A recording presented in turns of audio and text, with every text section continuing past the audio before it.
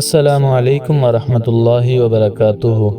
معزز دوستو، کیا آپ جانتے ہیں کہ قیامت کی بڑی بڑی نشانیاں تو سب نے سن رکھی ہیں، لیکن ایک قیامت کی نشانی ایسی بھی ہے جو صدیوں پہلے پوری ہو چکی ہے۔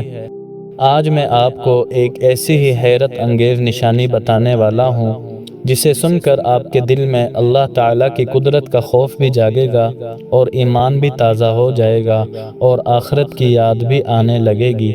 چنانچہ معارف الحدیث میں حضرت ابو ہریرہ رضی اللہ تعالیٰ عنہ سے ایک روایت منقول ہے کہ رسول اللہ صلی اللہ علیہ وسلم نے ارشاد فرمایا، قیامت اس وقت تک قائم نہیں ہوگی جب تک کہ حجاز کی سرزمین سے ایک ایسی آگ نہ نکلے جو شام کے شہر بصرہ میں اونٹوں کی گردنوں کو روشن کر دے۔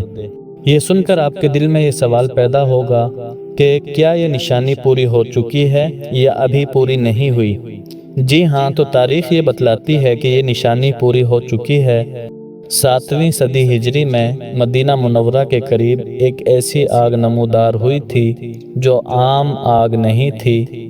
بات دراصل یہ ہے کہ دنیا میں واقع ہونے والے جو غیر معمولی حوادث اللہ تعالیٰ کی طرف سے رسول اللہ صلی اللہ علیہ وسلم پر واضح کیے گئے تھے، ان میں سے ایک یہ بھی تھا کہ ایک ایسا وقت آئے گا کہ سرزمین حجاز سے ایک انتہائی غیر معمولی قسم کی آگ نمودار ہوگی جو اللہ تعالیٰ کی قدرت کے عجائبات میں سے ہوگی، اور اس کی روشنی ایسی ہوگی کہ سینکڑوں میل دور ملک شام کے شہر بصرہ کے اونٹ اور ان کی گردنیں اس آگ کی روشنی میں نظر آئیں گی۔ اس حدیث میں آپ صلی اللہ علیہ وسلم نے اس آگ کی اطلاع دی ہے۔ چنانچہ حجاز اس وسیع علاقے کا نام ہے جس میں مکہ معظمہ، مدینہ منورہ، جدہ، طائف، رابغ وغیرہ شہر موجود ہیں، اور بصرہ ملک شام کا ایک شہر ہے۔ دمشق سے تقریباً 1 منزل کی مسافت پر ہے، جبکہ حجاز سے ملک شام کا فاصلہ سینکڑوں میل ہے۔ صحیح بخاری اور صحیح مسلم کے شارحین حافظ ابن حجر، علامہ عینی اور امام نووی رحمۃ اللہ علیہم اور اکثر شارحین حدیث نے لکھا ہے کہ آپ صلی اللہ علیہ وسلم کی اس پیشن گوئی کا مصداق وہ آگ تھی جو 7ویں صدی ہجری کے وسط میں مدینہ منورہ کے قریب سے نمودار ہوئی۔ ابتدا کے پہلے 3 دن شدید زلزلے کی کیفیت رہی، پوری زمین لرزتی رہی، اور اس کے بعد ایک نہایت وسیع اور عریض علاقے میں ایک آگ نمودار ہوئی۔ اس آگ میں بادل جیسی گرج، چمک اور کڑک بھی موجود تھی۔ کتابوں میں لکھا ہے کہ آگ ایسی تھی، معلوم ہوتا ہے کہ آگ کا ایک بہت بڑا شہر ہے، وہ جس پہاڑ پر سے گزرتی وہ پہاڑ چور چور ہو جاتا یا پگھل جاتا۔ یہ آگ اگرچہ مدینہ منورہ سے تھوڑے ہی فاصلے پر تھی، لیکن اس کی روشنی سے مدینہ منورہ کی راتوں میں دن کا سا اجالا رہتا۔